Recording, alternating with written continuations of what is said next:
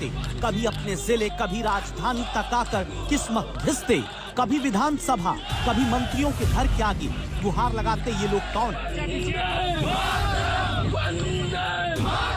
इनमें ओबीसी भी हैं, जिनके मुद्दे उठाने का शोर सियासत में चलता है। इनमें ब्राह्मण भी हैं, जिनके लिए फरसा तक उठाने वाले सम्मेलन सियासत करती है। इनमें क्षत्रिय भी हैं, जिनके लिए मंचों से राजनीति के बहुत से नेता ललकारते हैं। और दलित भी हैं, जिनके घर तक हर दल के नेता खाना खाकर अपनी राजनीति की दुकान चलाते हैं। लेकिन किसी ने इनकी नहीं सुनी। तब इन लोगों ने आज तक तो कहा दस्तक दीजिए, सैकड़ों ईमेल किया। किसने? उत्तर प्रदेश ग्रामीण आजीविका मिशन के कर्मचारियों ने।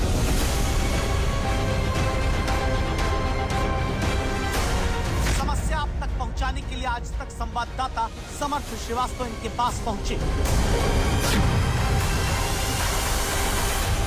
उनकी मांगे एक बार फिर दरवाजा खटखटा रही हैं सरकार का, ग्राम विकास विभाग का, कि 10 साल से ये कर्मचारी जो सरकार की तमाम योजनाओं की रीढ़ की हड्डी बने हैं, इनकी बैकबोन सरकार क्यों नहीं बन पाती? जो प्रतिपूर्ति मिलनी चाहिए वो तक नहीं है। हम मर जाएंगे तो हमें कौन देखेगा? हमने तो ये सोचा था मिशन से जुड़ के हम एक अच्छे मुकाम पर पहुंचेंगे। सरकारी कर्मचारी, लेकिन इतना पैसा भी इनके पास नहीं बचता कि लखनऊ तक आकर प्रदर्शन अपने अधिकार के लिए कर सके। यूपी में ग्रामीण आजीविका मिशन के सैकड़ों कर्मचारियों का 10 साल से 1 रुपया वेतन नहीं बढ़ा। कर्मचारियों को दिए जाने वाले मेडिकल इंश्योरेंस का कोई अता पता नहीं। एक्सीडेंटल बीमा पॉलिसी कर्मचारियों की लंबित पड़ी है। कर्मचारी की जान चली जाए लेकिन उसके परिजनों तक दावा की आर्थिक मदद नहीं पहुंचती और तबादला नीति का पता ही नहीं। किस तरह से हम लोग अपना गुजारा करें? आए तो ये समझते थे कि इसमें जो हमारी एचआर पॉलिसी है, विज्ञप्ति निकली थी तो हमें ये चीज़ें मिलेंगी, लेकिन हुआ क्या कि कुछ समय देने के बाद बिल्कुल एक साथ रोक दी गई है। आप बताइए, बिना सैलरी बढ़े, बिना भत्ता मिले, बिना ईपीएफ, बिना मेडिकल इंश्योरेंस, क्या आप अपने बेटे बेटी को किसी नौकरी में काम करने देंगे? लेकिन यूपी में ग्रामीण आजीविका मिशन के कर्मचारियों से ये सब बिना इनके अधिकार दिए कराया जा रहा है। इसी बात का दुख है कि हम दूसरों को जीविका देने का वादा करते हैं, लेकिन हम अपनी जीविका के लिए भटक रहे हैं।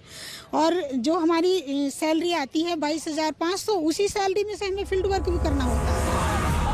इन्हीं कर्मचारियों के भरोसे महिलाओं को लखपति दीदी बनाने का सपना सरकार दिखाती है। इन्हीं कर्मचारियों के दम पर महिला समूहों को गाँवों में फायदा पहुँचाने के दावे किए जाते हैं। ये पूरा मिशन केंद्र के ग्रामीण विकास विभाग के तहत आता है। कर्मचारी दावा करते हैं बाकी राज्यों में इतनी शिकायत नहीं जितनी उत्तर प्रदेश में। इसीलिए उत्तर प्रदेश की ग्रामीण विकास राज्य मंत्री विजय लक्ष्मी गौतम तक दस्तक देने हम पहुंचे।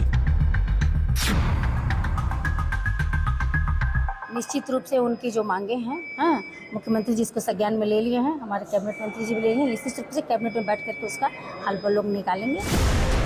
ये कर्मचारी अब दिल्ली तक धरना प्रदर्शन करने आ रहे हैं। अगर लाचार कर्मचारी प्रदर्शन धरना ही करते रहेंगे तो जनता का काम अटकेगा। इसीलिए जरूरी है इनकी समस्या पर समाधान की दस्तक दी जाए।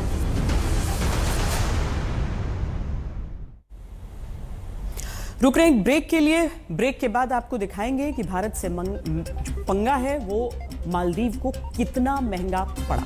देखते रहिए।